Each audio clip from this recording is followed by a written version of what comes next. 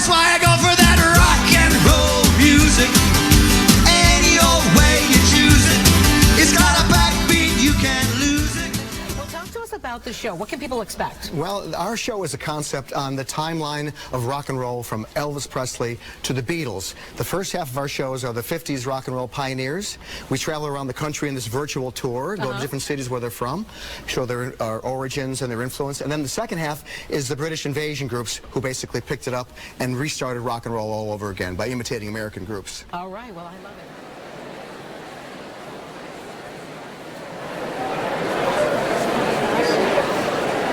They are nationally touring band. They are professional in every way, and they are going to jam. Ladies and gentlemen, please welcome the Neroli Brothers.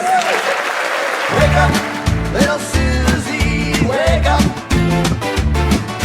Wake up, little Susie. We're taking you all with us. That's right. We just converted this entire theater into our own personal luxury tour bus.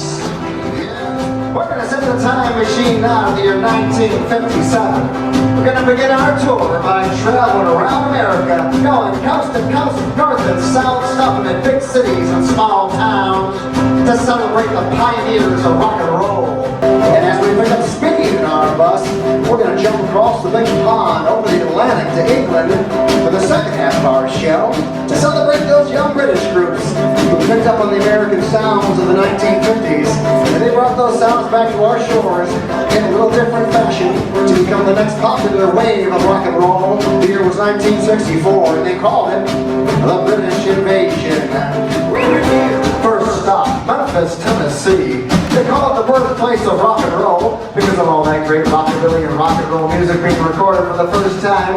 There's a recording studio down there called Sun Records. Everybody's trying to be my baby.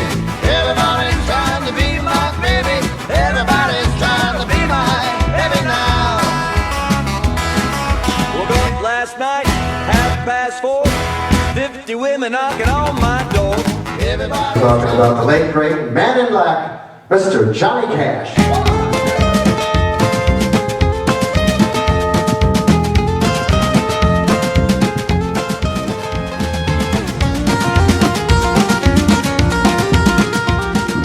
We just played songs from 3 of the members of the $1 Million Quartet. And the 4th member?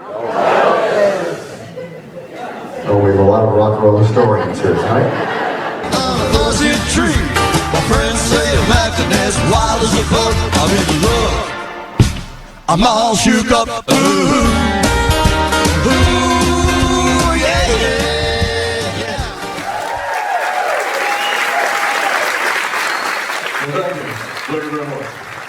So our next stop is heading down to a little place called Brownie, Kentucky, and that was home to the Everly Brothers. John Lennon and Paul McCartney often cited Phil and Don Everly as their biggest singing influence. Dream, dream, dream, dream, dream, dream, dream, dream. When I want you in my arms, when I want you. Heading south to Macon, Georgia. Macon, Georgia, where the summers are hot. And the music in 1956 was smoking.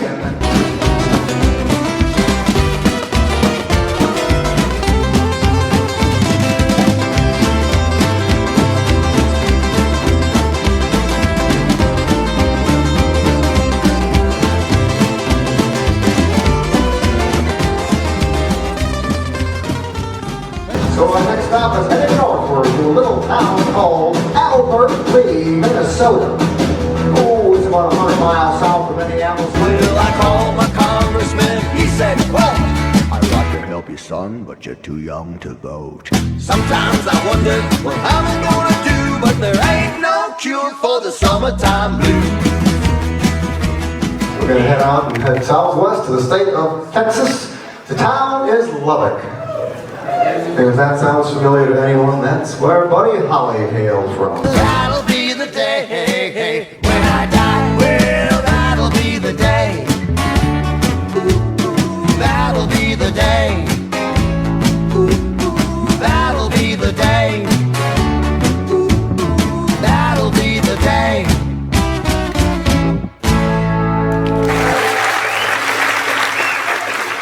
We're going to St. Louis, Missouri for the guy who's going to drive this bus.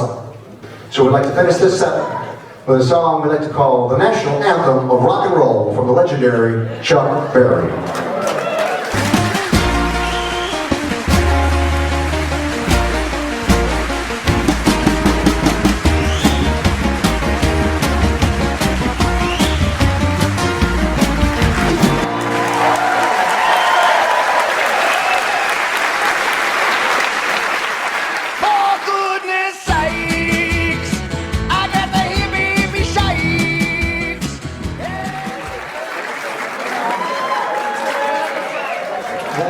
Where we left off on our first set, where we were celebrating the pioneers of rock and roll who came out of America in the 50s. And their sounds drifted across the big pond to England, and then those sounds came back to our shores in a little different fashion. And everything changed when the Beatles appeared on the Ed Sullivan Show. She loves you, yeah, yeah, yeah. She loves you, yeah, yeah, yeah. She loves you, yeah, yeah, yeah.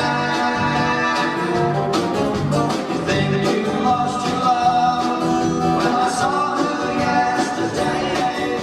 It's just like that. You know you should be mine.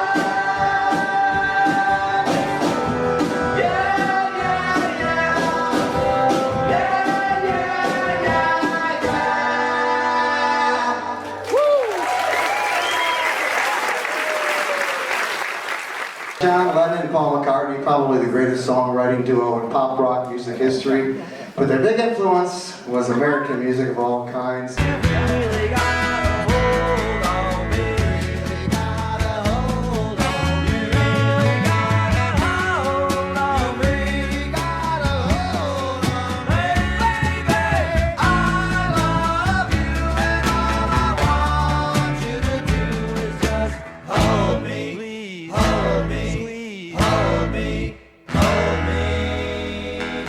Well, we're going to get back into our bus now and motor our way eastward to the central north end of the country to a big city called Manchester.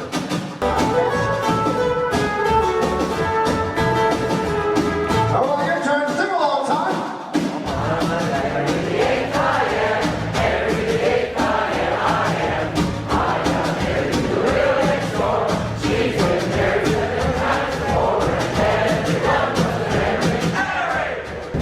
But we're going to motor our way now down south to the southern end of the country where the capital of London is, in a northern suburb called Tottenham, where we find the Dave Clark Five. Why do you love me? I can really move. Why do you love me, baby? I'm in the groove. Why do you love me? Do you love me?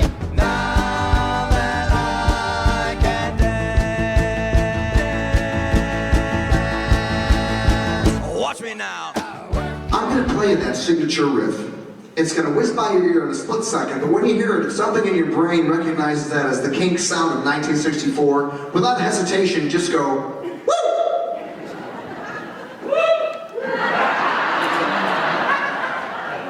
So all together now, everybody in Metropolis, was that a woo, or was that a woo?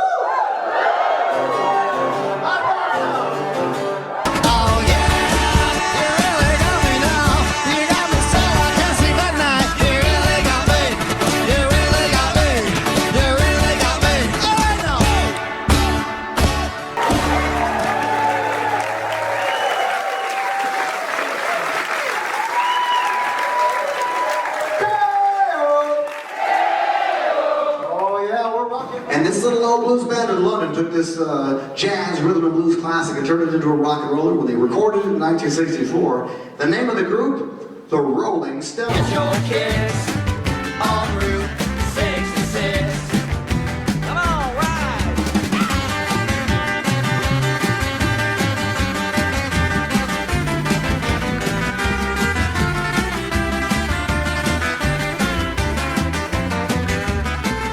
Well, we're going to stick around London a little bit longer. We'll represent a few of the other great bands that came out of there. One of them is called Manfred Mann. Oh, yes, I did. So I told her all the things I was dreaming of. Now we're together nearly every single day singing. What did it do? And we're so happy in